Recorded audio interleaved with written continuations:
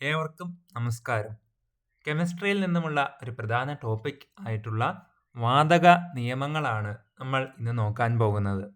ആദ്യം തന്നെ ഗേ-ലുസാക്സ് നിയമം. വാതകങ്ങളുടെ മർദ്ദവും താപനിലയും തമ്മിലുള്ള ബന്ധം സ്ഥാപിക്കുന്ന നിയമമാണ് ഗേ-ലുസാക്സ് നിയമം. ഒരു നിശ്ചിത മാസ് വാതകത്തിന്റെ വ്യാപ്തം സ്ഥിരമായിട്ട് ഇരുന്നാൽ അതിന്റെ മർദ്ദം അബ്സല്യൂട്ട് സ്കെയിൽ താപനിലയ്ക്ക് നേർ അനുപാതത്തിൽ ആയിരിക്കും എന്ന് പ്രസ്താവിക്കുന്ന നിയമം ആണ് ഗേ-ലുസാക്സ് നിയമം. ഒരു നിശ്ചിത മാസ് വാതകത്തിന്റെ വ്യാപ്തം സ്ഥിരമായി ഇരുന്നാൽ അതിന്റെ മർദ്ദം അബ്സല്യൂട്ട് സ്കെയിൽ താപനിലയ്ക്ക് നേർ അനുപാതത്തിലായിരിക്കുമെന്ന് പ്രസ്താവിക്കുന്ന നിയമം ഗേ-ലുസാക്സ് നിയമം.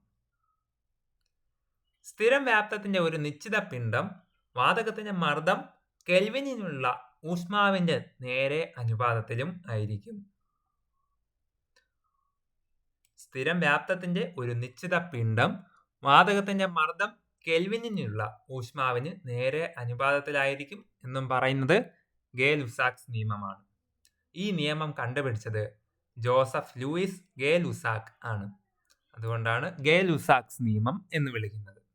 അടുത്തതായിട്ട് അവോഗാഡ്രോ നിയമത്തെക്കുറിച്ച് നോക്കാം. ഒരു മൂലകത്തിന്റെ 1 ഗ്രാം അറ്റോമിക മാസ് എന്നതിലെ ആറ്റങ്ങളുടെ എണ്ണമാണ് അവോഗാഡ്രോ സംഖ്യ. ഒരു മൂലകത്തിന്റെ 1 ഗ്രാം അറ്റോമിക മാസ് എന്നതിലെ ആറ്റങ്ങളുടെ എണ്ണത്തിനെയാണ് അവോഗാഡ്രോ സംഖ്യ എന്ന് വിളിക്കുന്നത്. താപനില, മർദ്ദം ഇവ സ്ഥിരമായിരിക്കുമ്പോൾ വാതകങ്ങളുടെ വ്യാപ്തം തന്മാത്രകളുടെ എണ്ണത്തിന് നേർ അനുപാതത്തിൽ ആയിരിക്കും. താപനിലയും മർദ്ദവും സ്ഥിരമായിരിക്കുമ്പോൾ വാതകങ്ങളുടെ വ്യാപ്തം തന്മാത്രകളുടെ എണ്ണത്തിന് നേർ അനുപാതത്തിലായിരിക്കും എന്നും പറയുന്നു അവോഗാഡ്രോസ് നിയമം. അവോഗാഡ്രോ സംഖ്യ എത്രയാണെന്ന് ചോദിച്ചാൽ 6.022 × 10⁻23 ആണ്. അവോഗാഡ്രോ സംഖ്യ 6.022 × 10⁻23 ആണ്. അടുത്തതായിട്ട് ബോയിൽസ് നിയമം നോക്കാം. താപനില സ്ഥിരമായിരിക്കുമ്പോൾ ഒരു നിശ്ചിത മാസ് വാതകത്തിന്റെ വ്യാപ്തവും മർദ്ദവും വിപരീത അനുപാതത്തിൽ ആയിരിക്കുമെന്ന് പറയുന്നതാണ് ബോയിൽസ് ലോ. ബോയിൽസ് നിയമം പറയുന്നത് താപനില സ്ഥിരമായിരിക്കുമ്പോൾ ഒരു നിശ്ചിത മാസ് വാതകത്തിന്റെ വ്യാപ്തവും മർദ്ദവും വിപരീത അനുപാതത്തിൽ ആയിരിക്കുമെന്ന് പറയുന്നു ബോയിൽസ് നിയമം. ഒരു അക്വേറിയത്തിന്റെ ചുവട്ടിൽ നിന്നും ഉയരുന്ന വായു കുമിള വലിപ്പം മുകളിലേക്ക് എത്തും തോറും കൂടി വരുന്നതിന് ഈ നിയമപ്രകാരമാണ് ഉദാഹരണമായിട്ട് നമ്മൾ പറയുന്നത്. ഒരു അക്വേറിയത്തിന്റെ ചുവട്ടിൽ നിന്നും ഉയരുന്ന വായു കുമിളയുടെ വലിപ്പം മുകളിലേക്ക് എത്തും തോറും കൂടി വരുന്നത് ഈ നിയമപ്രകാരമാണ്. ഏതാണ്? ബോയിൽസ് നിയമപ്രകാരമാണ്. അതേപോലെ സിറിഞ്ചിന്റെ പ്രവർത്തന തത്വവും ബോയിൽസ് നിയമമാണ്. സിറിഞ്ചും ബോയിൽസ് നിയമത്തിന് ഒരു ഉദാഹരണമാണ്. സിറിഞ്ചിന്റെ പ്രവർത്തന തത്വം ബോയിൽസ് നിയമത്തിന് ഉദാഹരണമാണ്. അടുത്തതായിട്ട് ചാൾസ് നിയമം നോക്കാം. മർദ്ദം സ്ഥിരമായിട്ടിരിക്കുമ്പോൾ ഒരു നിശ്ചിത മാസ് വാതകത്തിന്റെ വ്യാപ്തം കെൽവിൻ സ്കെയിലിലെ താപനിലയ്ക്ക് നേർ അനുപാതത്തിൽ ആയിരിക്കും. മർദ്ദം സ്ഥിരമായിരിക്കുമ്പോൾ ഒരു നിശ്ചിത മാസ് വാതകത്തിന്റെ വ്യാപ്തം കെൽവിൻ സ്കെയിലിലെ താപനിലയ്ക്ക് നേർ അനുപാതത്തിലായിരിക്കുമെന്ന് പറയുന്ന നിയമമാണ് ചാൾസ് നിയമം. ചാൾസ് നിയമപ്രകാരമാണ് ഇങ്ങനെ പറയുന്നത്. വായു നിറച്ച ഒരു ബലൂൺ വെയിലത്ത് വെച്ചാൽ പൊട്ടുന്നത് ചാൾസ് നിയമത്തിലെ ഒരു ഉദാഹരണമാണ്. വായു നിറച്ച ഒരു ബലൂൺ വെയിലത്ത് വെച്ചാൽ പൊട്ടിപ്പോകുന്നു. അത് ചാൾസ് നിയമത്തിലെ ഒരു എക്സാമ്പിൾ ആണ്. അടുത്തതായിട്ട് പാസ്കൽസ് നിയമം നോക്കാം. ഒരു സമൃദ്ധ വ്യൂഹത്തിൽ അടങ്ങിയിരിക്കുന്ന ദ്രാവകത്തിന്റെ ഏതെങ്കിലും ഒരു ഭാഗത്ത് പ്രയോഗിക്കുന്ന മർദ്ദം ദ്രാവകത്തിന്റെ എല്ലാ ഭാഗത്തും ഒരുപോലെ അനുഭവപ്പെടുന്നു എന്ന് പറയുന്ന നിയമം പാസ്കൽസ് നിയമം.